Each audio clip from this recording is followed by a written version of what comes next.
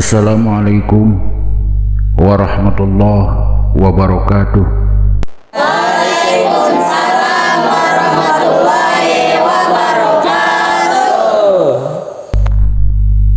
Alhamdulillahi rabbil alamin.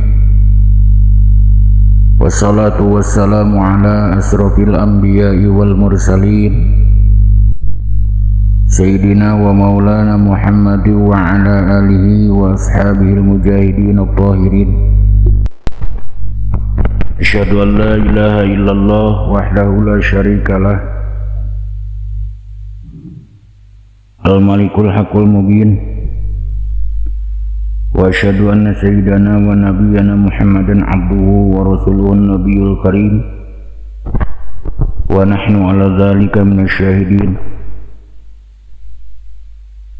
Ayyuhal hadirun, ittaqullaha haqqa tuqatih wa la tamutunna illa wa antum muslimun. A'udzu billahi minasyaitonir rajim. Inna nahnu nazzalna dzikra wa inna lahu lahafidun. Hadratul mukarramin, para alimin ulama, para juama, para syatut, sadaya kesepuhan kini sepuh nu kusim kuring upi hormat, sandriin sandria wabil khusus nu aya di ieu pasantren, umumna di mana wae ayana, anu sami-sami kusim kuring dibanggakeun, diharapkeun, didoakeun. Hadirin kaum muslimin, hadirat kaum muslimat anu sami-sami hormatun sim kuring sadayana. Puji syukur urang aturkeun ka Allah Rabbus Syakur. Salawat rawuh salamna pamudah-mudahan dicurah limpahkeun ka paduka alam Nabi tertinggi, Rasul terunggul, revolusi dunia Islam, Habibana wa Nabiyana Muhammad sallallahu alaihi wasallam. Tekantun ka para sahabatna, ka para tabi'in, tabi'it tabi'ina, tug akhirna dugikeun ka urang sadayana. Mudah-mudahan sepuh anom, istri pamogat, sandriin sandria sadayana teu dipilih-pilih, teu diwila-wila sadayana sing dijantenkeun kireng-rengan umatna jungjunan alam. Mungkin syafaat di anjeunna, amin ya Allah ya rabbal alamin. Kaum muslimin wal muslimat anu mulia, alhamdulillah wa syukru ala ni'amillah dina ieu kasempatan ngalangkungan widi Allah, langkungan ridho Allah.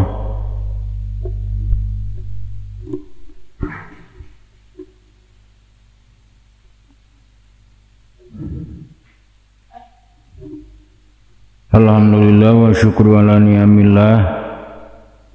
Insyaallah anu kadua kalina urang insyaallah diajar ngalogat, diajar ngamanaan, diajar nyurah husina hiji kitab anu sok disebat kitab Waraqat.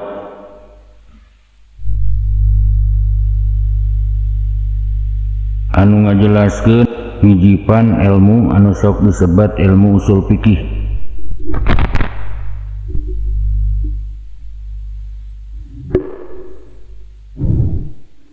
Hari kitab Waraqat eta parantos dikarang ku Imam Abdul Malik bin Yusuf bin Muhammad al-Juwaini al-Iraqi asy-Syafi'i anu katelah kalawan jenengan Imam Haromen anu janten guruna Imam Ghazali anu ngagaduhan pangkat mujtahid madhab. Nyaeta jalmi anu mampu kana ngadatangkeun kana kawalna Imam Syafi'i dina sagala bidang sareng dina sagala segi.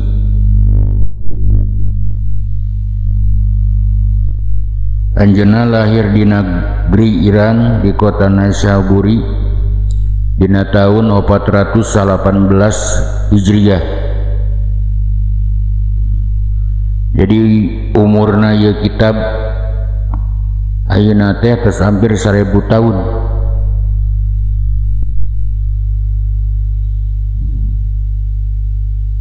Ieu kitab dipaparin jenengan Waraqat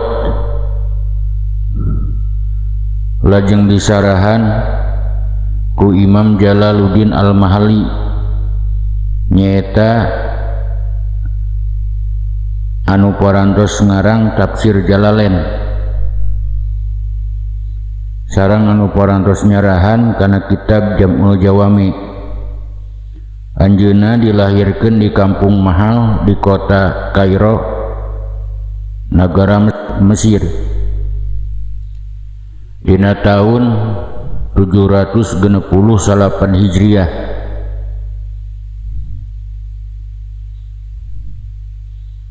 Biografi Imam Juwaini, biografi Imam Jalaluddin Al-Mahalli parantos dibahas dina pangajian urang nu kahiji.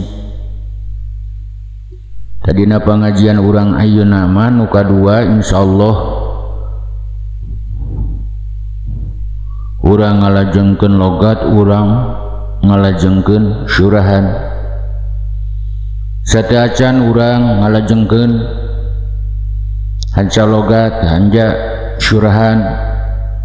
Urang ngadung kana Maha Suci, mudah-mudahan wabil khusus pengarangna ieu kitab Imam Juwaini, pensyarah ieu kitab Imam Jalaluddin Al-Mahalli,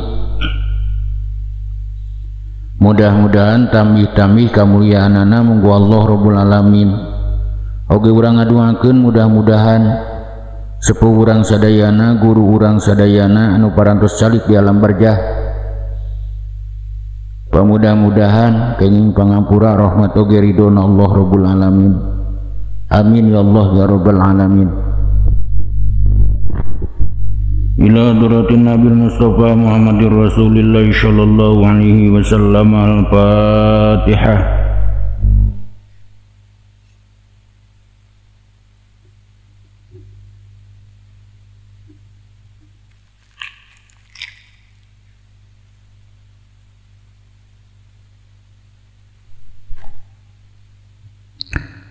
Wa ila arwai abaihi wa ikhwanihi minal anbiya'i wal mursalin wa sahabati ajma'in.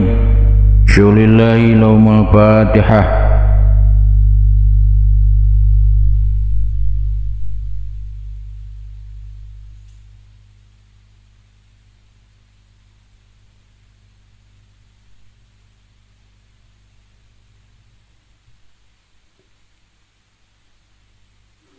Wa ila arwai abaina wa ummahatina wa jadadina wa jadatina wa masyayikhna wa masyayikhna khususan mamahadina.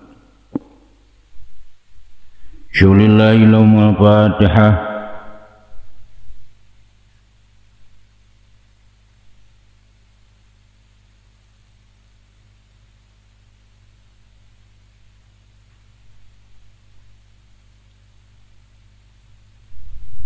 Wa ila mu'allifi hadal kitab ila hadratus wa syari ila hadratus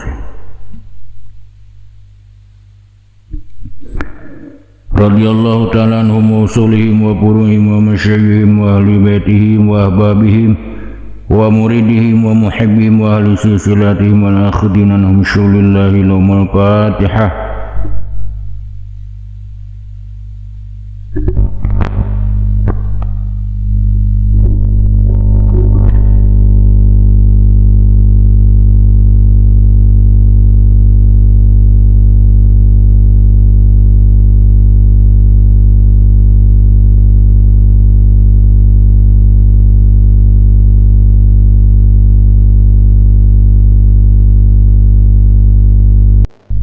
Mangga tinggal hancana. Bismillahirrahmanirrahim. Fal aslu mangkari asal eta alladhi anu huwa ari itu asal eta mufradu juz'il awwali mufradna juz anu kahiji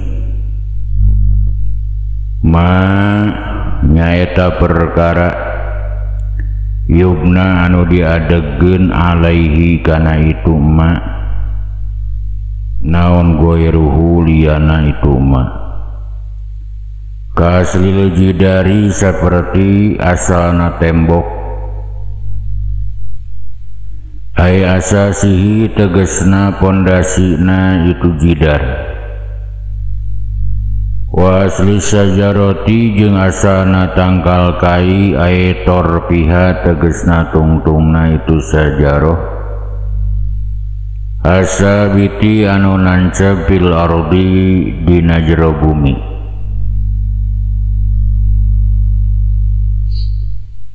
wal far'u jeung ari cabang eta alladhi anu waritu far'u eta muqabilul asli anu ngalawanan asal manya eta perkara yubna anu diadegeun ieu mah ala goirihi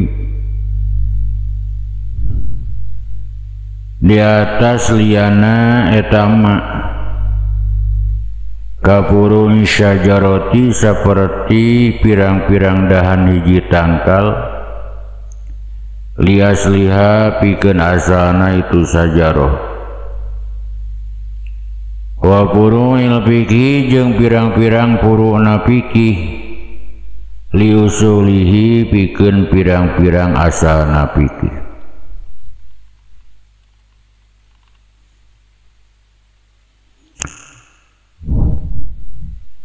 wal fiqhu jeung ari fikih alladhi anu waritu fikih eta juz'usani juz anu kadua lahu eta tetep pikeun fikih maknan ari makna lugawiyun anu bangsa lugawi wa ari makna fikih secara lugawi eta pahmu kadar-kadar ngarti wa manan jeung ngabogan makna anu bangsa syara wa manan jeung anu ngabogan makna syar'iyun anu bangsa syara wa wari makna syar'i eta ma'rifatul ahkami nganyaokeun pirang-pirang hukum asy-syar'iyyati anu bangsa syara allati anu tariquha ari perjalananana itu ma'rifatul ahkam eta al ijtihadu ijtihad sabadana urang ngabahas mabadena ilmu usul fikih sabadana urang ngabahas Bismillahirrahmanirrahim ku jurusan ilmu usul fikih salajengna ajengan musannif ngawitan kana ieu kitabna kalawan bismillahirrahmanirrahim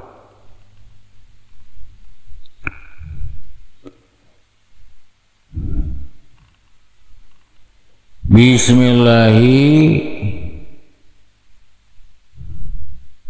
ngamimitian kaula ngaji kalawan menta pitulung ka zat anu gaduh jenengan Allah Ar-Rahmani Allah anu maparinan nikmat ageung di dunia sinareng di akhirat Ar-Rahimi Allah anu maparinan nikmat alit di akhirat unggul.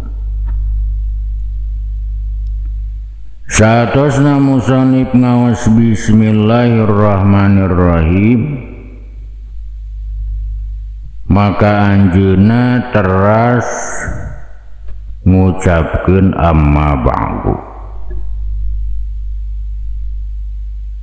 Anjeunna henteu ngaos alhamdulillah, anjeunna henteu maos sholawat sinareng salam ka junjunan alam Kangjeng Nabi Muhammad sallallahu alaihi wasallam, ka ahlina, ka sahabat-sahabatna, ka tabi'in tabi'ina sinareng kasadayan. Naon sababna anjeunna tina bismillah langsung amma ba'du henteu ngucapkeun alhamdulillah, henteu ngucapkeun sholawat sinareng salam. Sementara anjeunna ulama besar gaduh pangkat mujtahid mazhab di jajaran ulama-ulama gegeden ulama nu aya di jajaran madhab Syafi'i, kunaon dina kitabna bismillah teras amma ba'du.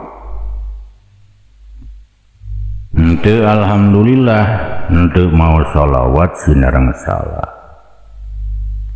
Walaranana sabab dina bismillahirrahmanirrahim tos aya alhamdulillah, tos aya sholawat sinareng salam ka Kangjeng Nabi Muhammad sallallahu alaihi wasallam, ka ahlina, ka sahabat-sahabatna, ka tabi'in tabi'ina sinareng sadaya. Nama ke kitu kauninga ku sadayana seluruh kitab Allah, seluruh kitab samawi anu jumlahna 104 kitab sadayana dikumpulkeun dina kitab suci Al-Qur'anul Karim. Eusina kitab suci Al-Qur'anul Karim dikumpulkeun dina surat Al-Fatihah. Eusina surat Al-Fatihah dikumpulkeun dina bismillahirrahmanirrahim. Eusina bismillahirrahmanirrahim parantos dikempelkeun dina cecek ba anu aya dina lapad bismillah. Kujalaran eta pisan alhamdulillah, sholawat sinareng salam ge tos kakurung ku dauhan Allah anu diseratkeun ku anjeunna kalawan ayat bismillahirrahmanirrahim.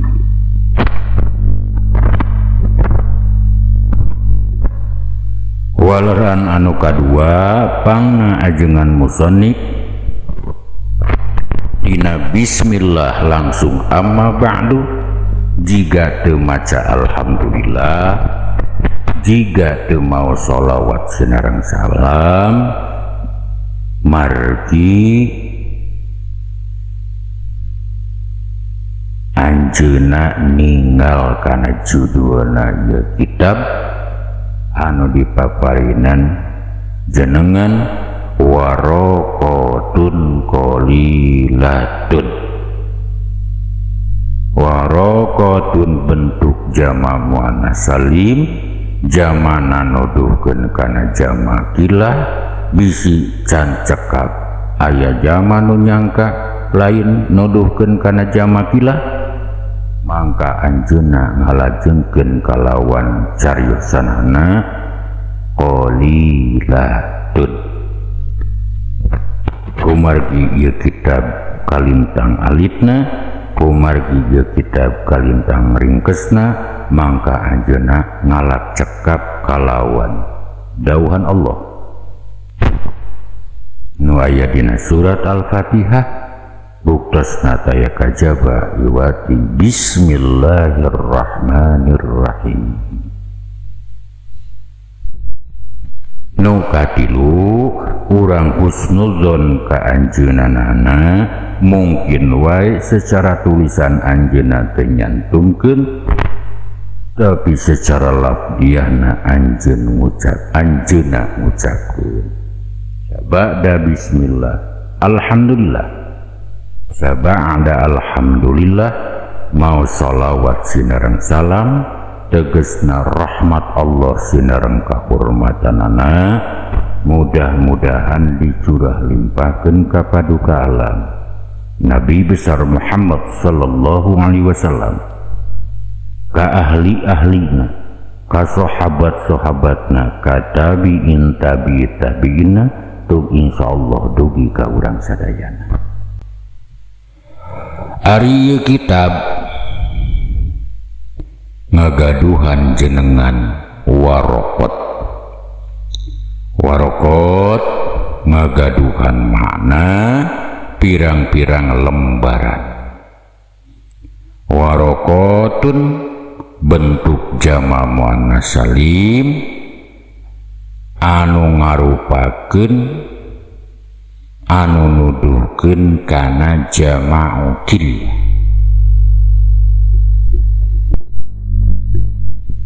Tegesna kitab Waraqat ngarupakeun kitab nu kasida alitna anu ngamuat sababaraha hiji pasal anu martelakeun fan ilmu usul fikih. Anu mana eta pan ilmu usul fikih, anu mana eta isina kitab Waraqat bisa dialap manfaat ku mubtadi ku jalma-jalma anu mimiti diajar ngaji oge ku jalma-jalma anu sanes-sanesna.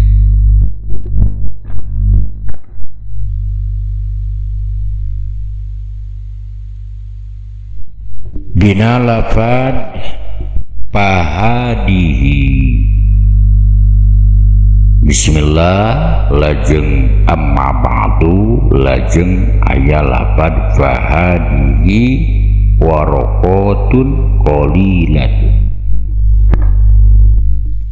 Dina fahadihi aya fa naon sababna make aya fa wajib saud ulama basra gening dina sapalis citakan teu aya nu ngangon teu Pak.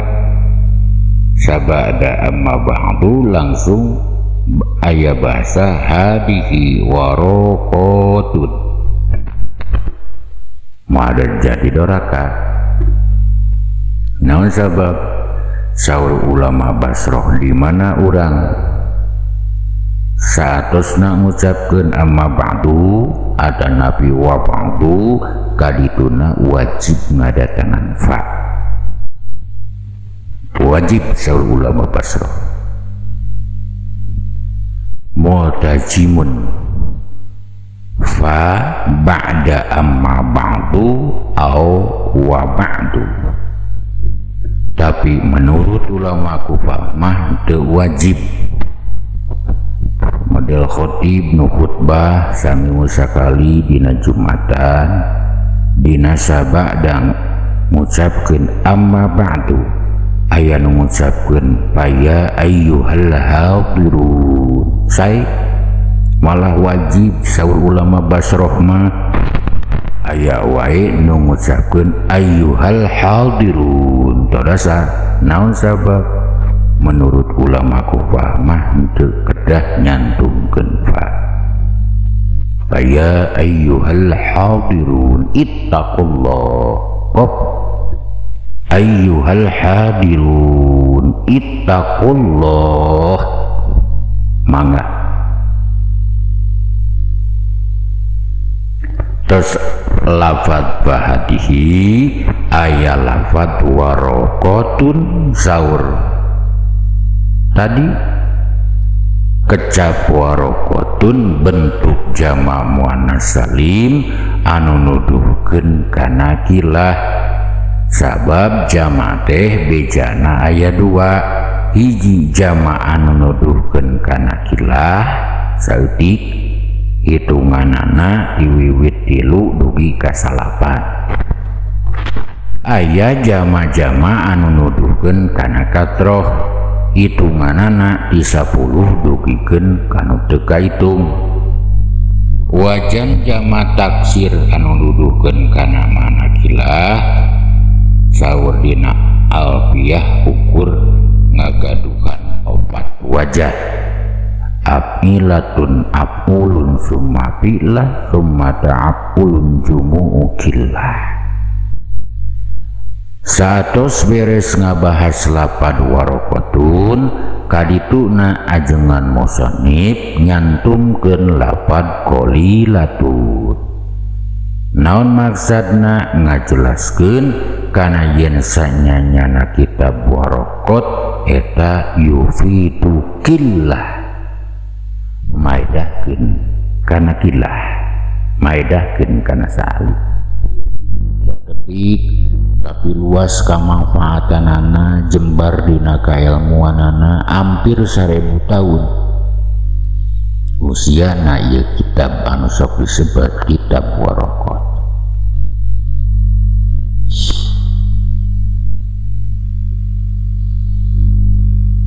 Kadituna aya bahasa ajengan musannif wa dzalika ay labdu usulil fiqhi muallafun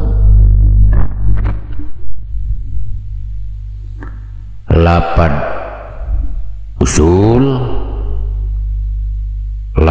usul fikih disusun muallafun disusun tina 2 lafad anu mufrad duanana. Cek budak santri jeung santriah tukang jurumiyah asararne naon sabab sumuhun lafad fikih mah mufrad ieu lafad usulna manya lafad usul maka dihukuman mufrad segala rupa sing uninga sadayana. Mufrad teh aya mufrad ceuk tukang nahwu aya mufrad ceuk tukang ilmu nu sanesna. Lamun mufrad ceuk tukang nahwu kurang uninga kana patokan kana ta'rif isim mufrad ma laisa musannan wala majmu'an wala mulhaqan bihima wala minal asma'il khamsah. Sakur-sakur kalimah nu lain tasniyah lain jama lain mulhaq tasniyah lain mulhaq jama lain tina sawarehna pirang-pirang isim anu 5.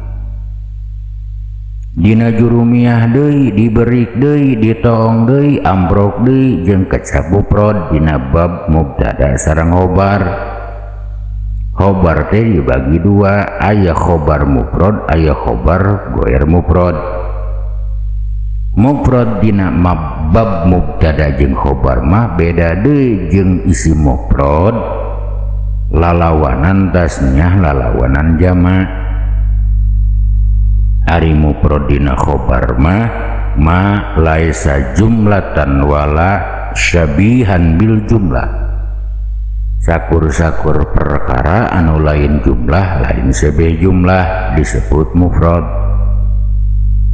Tingali deui teang deui tong deui amprok deui jeung bab munada dina munada dibagi-bagi di antarana munada teh aya anu sok disebut munada mufrad alam. Nu kumaha ari munada mufrad alam nyaeta munada anu lain mudhof lain musyabah bil mudhof.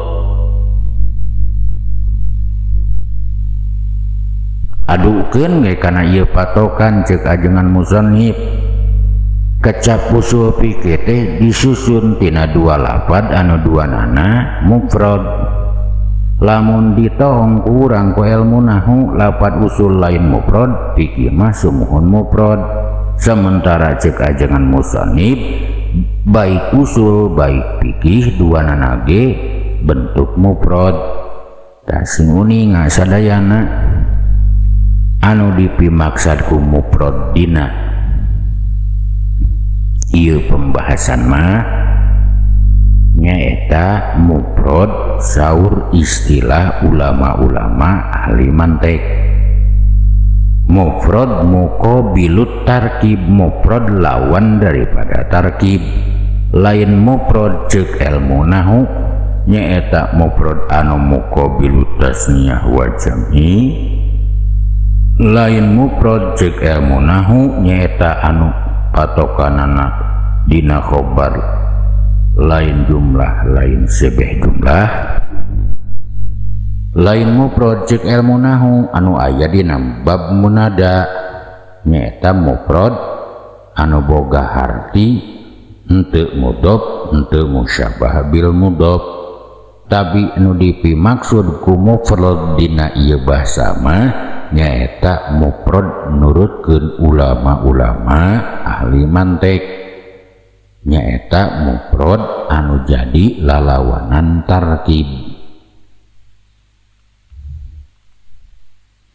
Walladzi la yadullu juz'uhu ala juz'i ma'nahu, nyaeta perkara anu tinuduhkeun juzna eta perkara kana juz maknana eta perkara. Contoh seperti lafaz zaidun, di mana lafaz zaidun dipisah-pisah jadi ja iya jendal eta teu ngabogaan harti, eta mufrad nurutkeun ulama-ulama ahli mantek.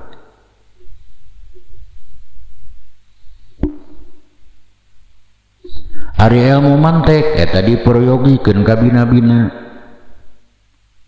sehingga Imam Ghazali parantos dadawuh jalma anu teu nyaho kana ilmu mantek eta entong dipercaya dina kailmuanana.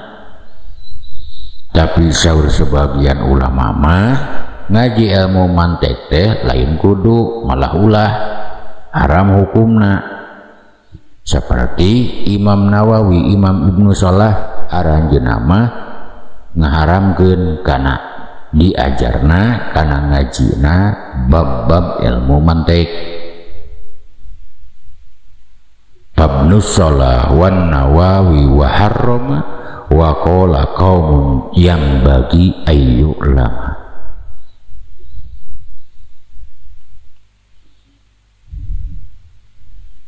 Naon ari ilmu mantek musta'malu al-fadhi haitsu yujadu imma mufradun wa imma murakkabun. Eta isina jadi mun disimpulkeun dina pangajian anu ayeuna urang ngabahas bismillahirrahmanirrahim, ajengan langsung ngagajleng kana nyarios amma ba'du. Kadituna aya bahasa fahadihi waraqatun qalilatun